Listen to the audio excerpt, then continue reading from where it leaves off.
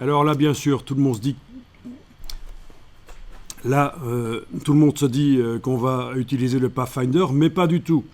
On va utiliser une fonctionnalité plus ancienne de Illustrator, mais vraiment très intéressante. Vous allez déverrouiller la silhouette qui va être modifiée.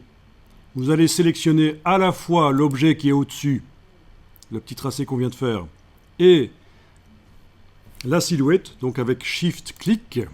Voilà, les deux sont sélectionnés. J'aurais pu aussi ici, tout simplement, faire un rectangle avec la flèche noire pour englober partiellement les deux. Voilà.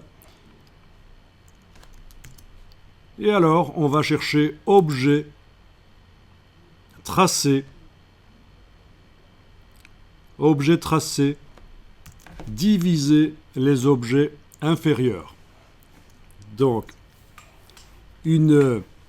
un objet, la petite ligne qu'on vient de tracer, peut découper le ou les objets qui se trouvent en dessous. Actuellement, il n'y en a qu'un seul. Et il va disparaître dans le processus. Et on va se retrouver avec deux objets en dessous, du coup. Dans ce cas-ci, deux. Ok. Qu'est-ce qu'il me dit? Ah oui, ok, c'est moi qui ai oublié comment ça fonctionne. Je vous ai enduit dans l'erreur. Il faut juste sélectionner la ligne qui va découper les objets en dessous et il faut que les objets en dessous soient en effet déverrouillés. Enfin, celui qui va être coupé en tout cas. Voilà, objet tracé, diviser les objets inférieurs. Voilà, ça a fonctionné. Comme prévu, la ligne qui a servi à couper n'est plus là, elle n'existe plus. Et je me retrouve avec deux objets, le bec et l'oiseau sans son bec. Et en dessous, j'ai le backup au cas où. Du coup, je peux mettre une couleur différente sur le bec, etc. Ok. Dites-moi si ça a fonctionné chez vous finalement. Et donc, il faut sélectionner que l'objet qui va diviser les objets d'en dessous. Ou le ou les objets d'en dessous. Objet tracé, diviser les objets inférieurs. Ok, je continue. Je verrouille. Il n'y a pas besoin de verrouiller parce qu'il est au-dessus en fait. Je vais aller créer une ligne. Si, il y aura besoin de verrouiller.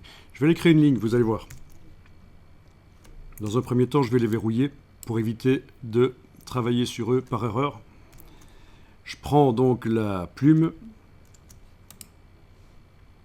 Je vais partir de là. Et je vais aller vers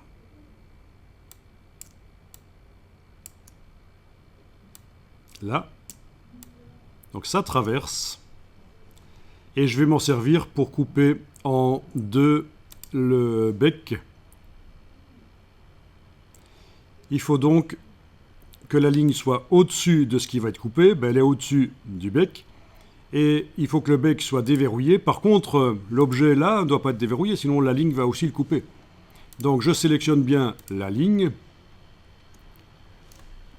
Objet tracé, diviser les objets inférieurs. Si on le fait souvent, on doit ajouter évidemment un raccourci clavier par le menu édition raccourci clavier.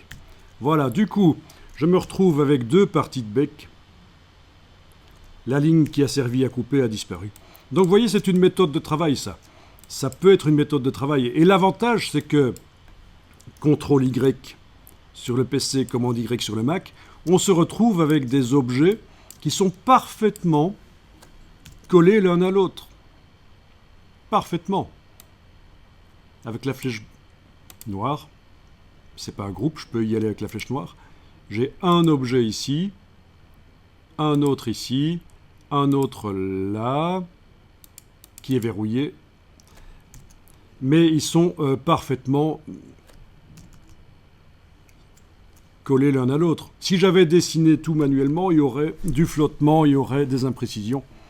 Ça peut être intéressant aussi, les imprécisions, et c'est pas très important si après c'est pour mettre une broche dessus. Par contre, si c'est pour faire un logo pur, avec des courbes pures, là oui, c'est quand même intéressant que ce soit très bien fait. Pour la découpe de vinyle, encore plus.